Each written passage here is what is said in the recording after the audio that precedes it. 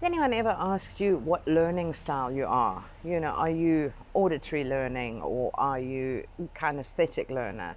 And you know, over the years when people have asked me this question, I've kind of struggled to answer it because I'm like, well, I learn through everything. But I read something in a book this morning and it was, that's my style. And it spoke about Gnostic learning. And Gnostic learning is really learning through experience. And here's the thing, I've always said, I've got to bump my head before I learn anything. So do I really fit into a kinesthetic mold or an auditory mold or a visual mold? No, I'm the kind of person that needs to learn through experience.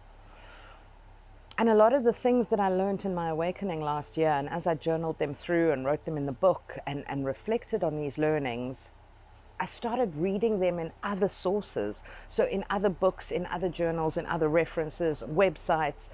I'm a voracious reader, so I'm always sort of absorbing information pertaining to what I'm going through personally.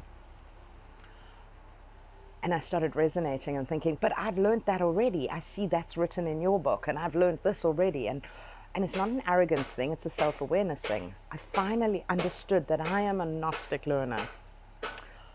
And there's a part of me that goes, yay, I understand who I am a little bit more. But there's another part of me that goes, oh crap. Because another thing I've always said is,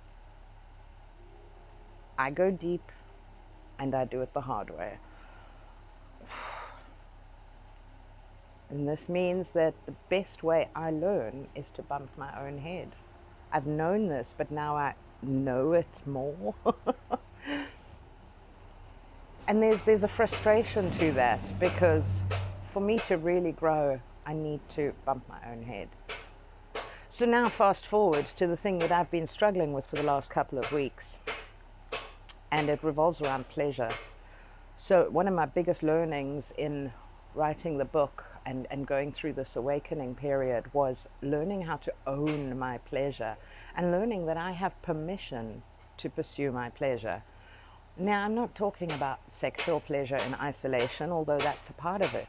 I'm also talking about pleasure in business, pleasure in relationships, pleasure in friendships, pleasure in my leisure time, pleasure in life, right? I have permission to do the things that bring me pleasure.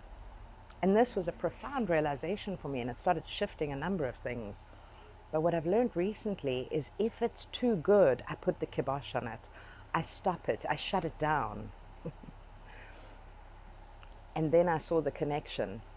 I also have a tendency to self-sabotage. So isn't it interesting that, you see, what I've done is I've tied, through the lens of Gnostic learning, I've tied this behavior of mine or this habit of mine to shut my pleasure down, and I've seen how it applies to my self-sabotage. You know, so whenever things in business get too good or too easy, there's something that happens energetically, and I can feel it happening, and I almost can't stop it, right? But I shut it down.